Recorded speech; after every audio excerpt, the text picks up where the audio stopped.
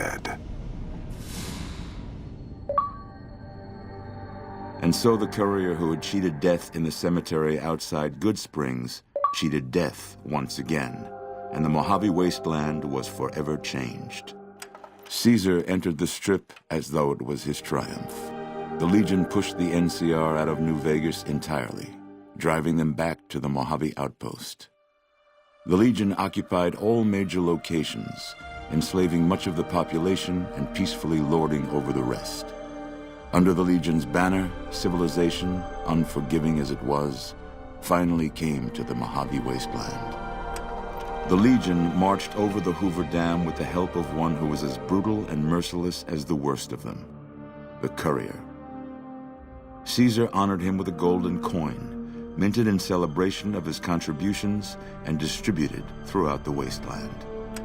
Though some super mutants in Nightkin continued to journey to the legendary Utopia, they found little trace of its existence.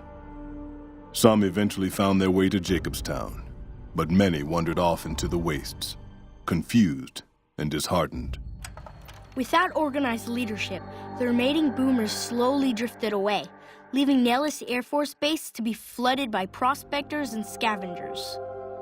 All of the boomers' accumulated knowledge quickly scattered, and their existence slowly faded from memory. Buried beneath tons of rubble, the Mojave chapter of the Brotherhood of Steel was no more. Those few who were outside the Hidden Valley bunker when it was destroyed settled into new lives, or headed west to find a new chapter to join. The Fiends attacked Camp McCarran during the Second Battle of Hoover Dam and suffered heavy losses. Caesar, unimpressed with their performance and their dependence on chems, had them exterminated. With no clear leader to guide efforts in Freeside, the followers of the Apocalypse lost control of Old Mormon Fort to local thugs and junkies. Eventually, using the followers' remaining supplies to manufacture drugs, the Old Mormon Fort quickly devolved into little more than a junkie den. Travelers continued to stop by Goodsprings Source for water on the Long 15, but rarely would anyone venture into the ruins of Goodsprings itself. Those who did were almost always tourists, come to visit the graveyard where the courier rose from the dead.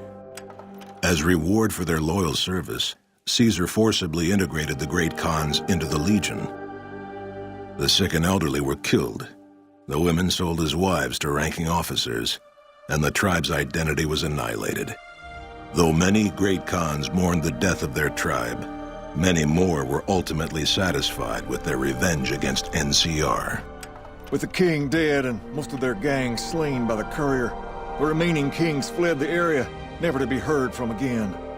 Despite their vigilance against potential attacks by the Legion, the citizens of Novac were no match for the courier. The motel and Dinky the Dinosaur were left vacant, a rare stop at best for travelers along Highway 95.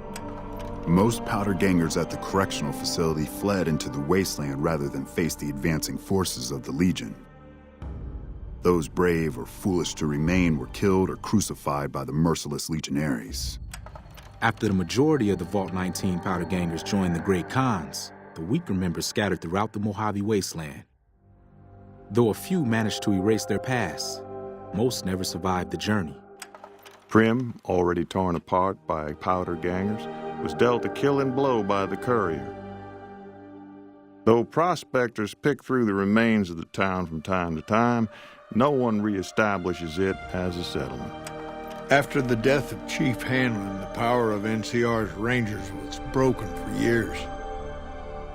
Their organization, so reliant on the wisdom and guidance of its elder members, became a shadow of what it once was to people across the wasteland. And so the courier's road came to an end, for now. In the new world of the Mojave Wasteland, fighting continued, blood was spilled, and many lived and died just as they had in the old world. Because war never changes.